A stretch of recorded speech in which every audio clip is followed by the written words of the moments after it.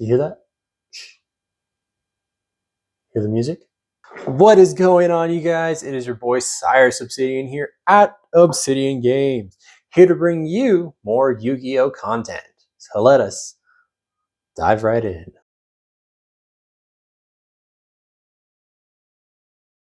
So for today's Yu-Gi-Oh local diaries, we're taking something new, both to the meta scene and to this channel, but not new to me, as we are complementing our love for Arc 5, and we are writing a concerto, and we're going to be a total diva about this as we play Melodious.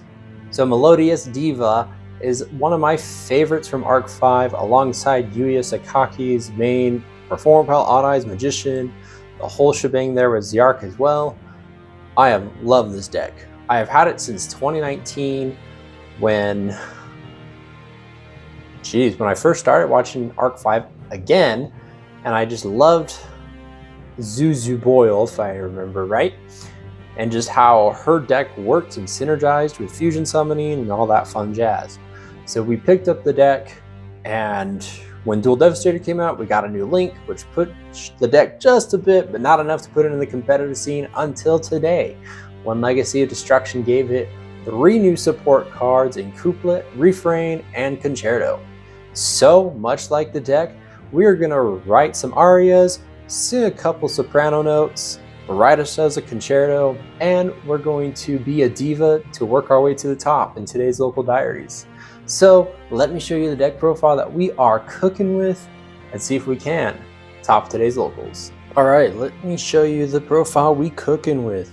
So we wouldn't be a Pendulum Duelist if we didn't try out the new Melodious stuff, which I've been playing the deck since like 2019, but the deck hasn't been viable since, like, at all.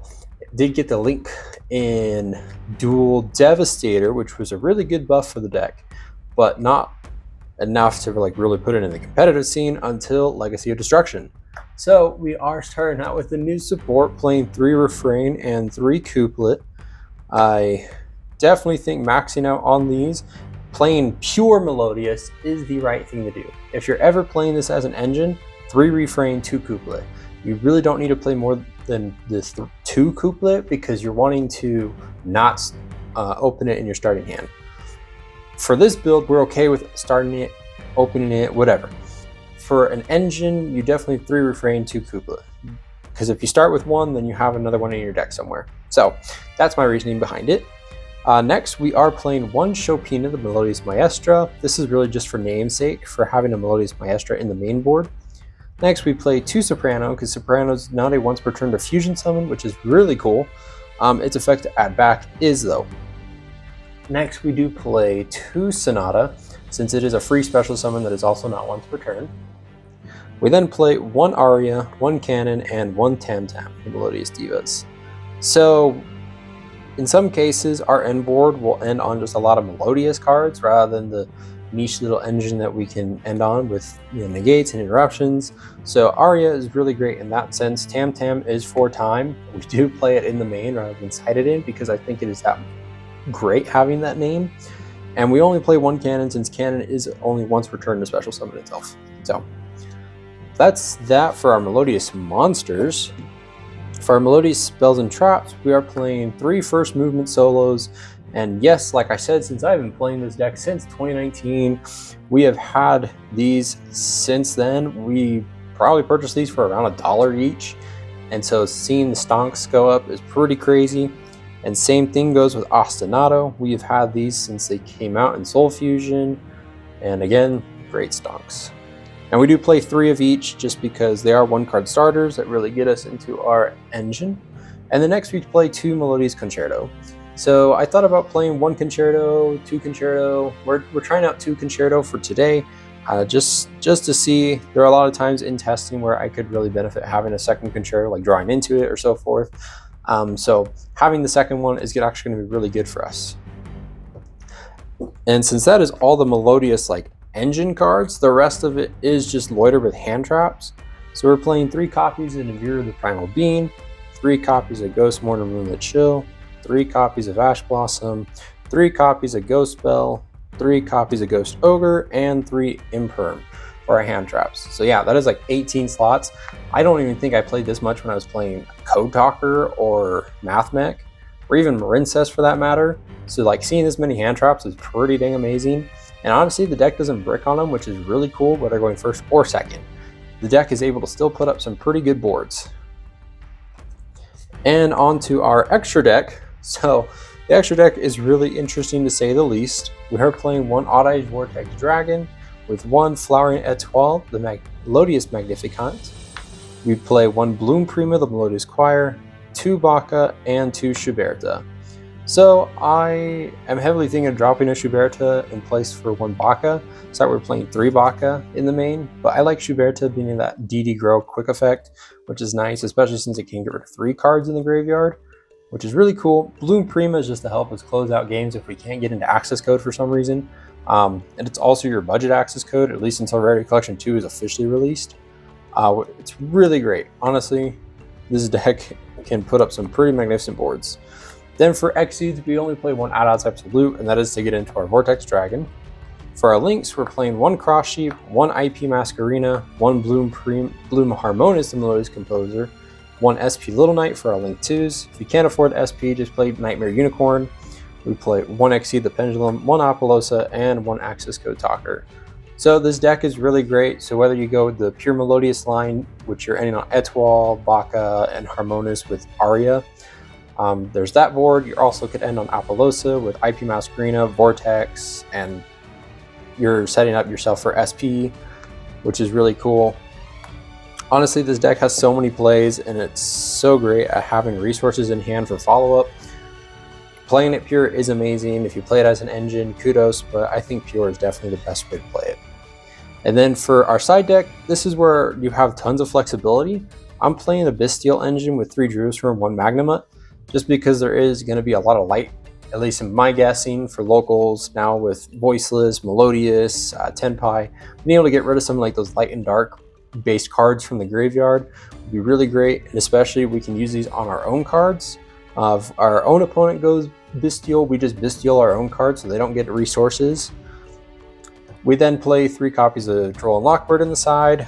I wanted to main it, but I think putting it in the side is probably the better choice for now. We'll see what happens.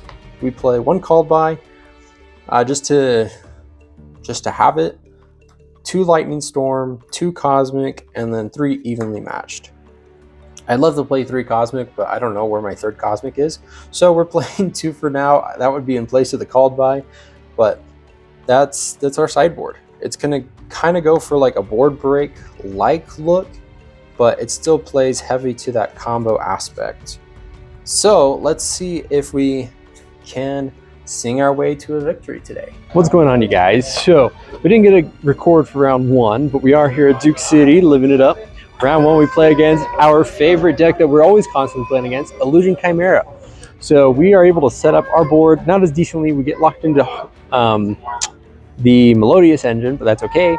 We're able to establish, set up, control, take.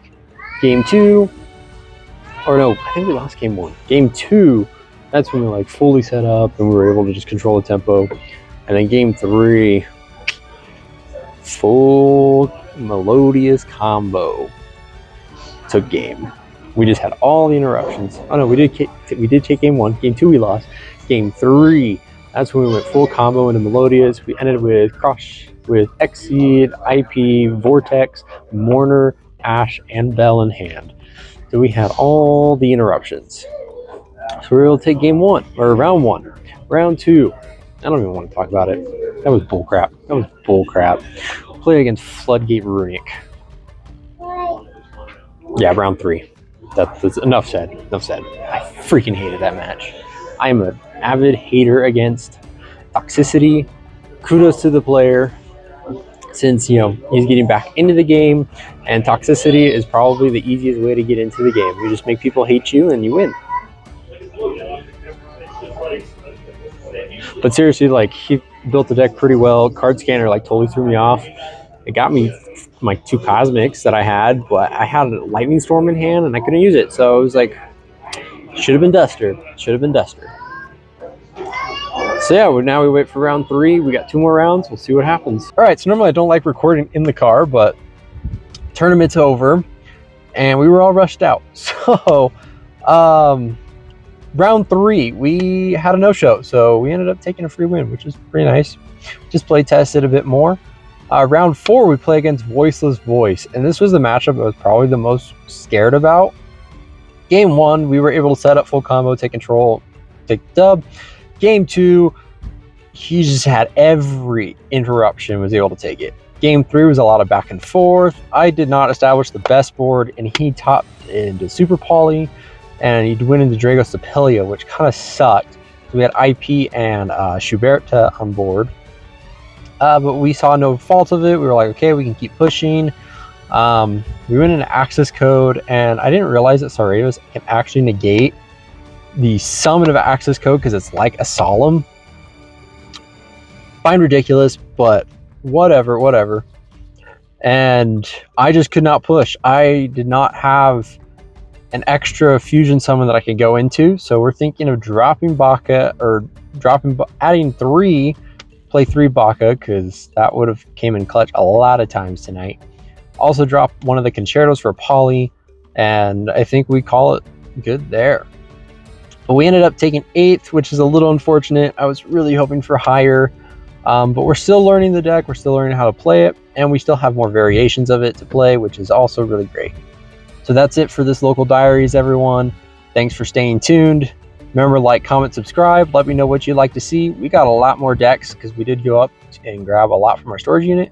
So we are planning to play a lot of different things, most likely after our regional here in June. But that is it. We'll catch you on the next one.